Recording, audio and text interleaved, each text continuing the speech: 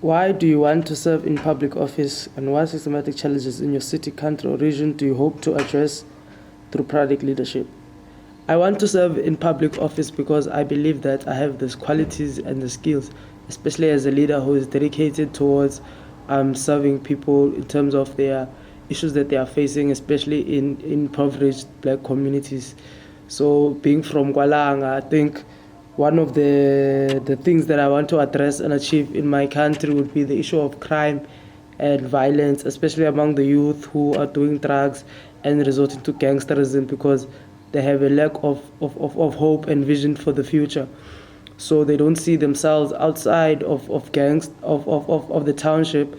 They are living and they see that to them it's a norm to become a gangster, especially when you're a young man. So I hope to address the issue of gangsterism and crime, more especially because it is something that is caused by the economic challenges that we as black people face. And it's an issue faced because of the lack of enough extramural activities that young people in the community can engage in. So instead of using their time to focus on creative arts and culture, the kinds of things, they resort in things like crime, but also the lack of jobs, etc., is one of the reasons why many young people turn into crime and gangsterism. So that is an issue that is dear to me that I would like to address.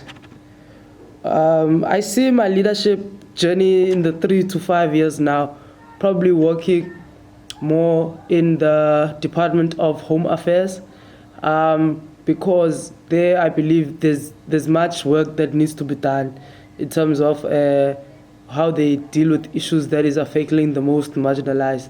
So 3 to 5 years from now, I see myself in the Department of Home Affairs, especially with regards to issues that the transgender community have to face in that department. So things like ID alterations, etc., to accommodate transgender women, etc.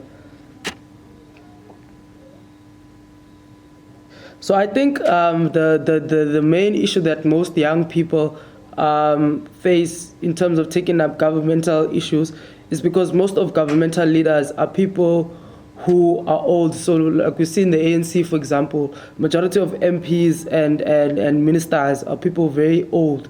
So there's no much young leadership in public governance that is providing inspiration to young people that one day you will be the president, but you have to go through certain things. One day you'll be a member of parliament. Yes, we see it in the DA and the ANC. I mean, not the ANC. Yes, the ANC recently with Nompendulo, the former Fees Must Fall activist, being in parliament. And we see it in the EFF where they try with Naledi Chira, the likes of Vianney Pambo, etc., etc.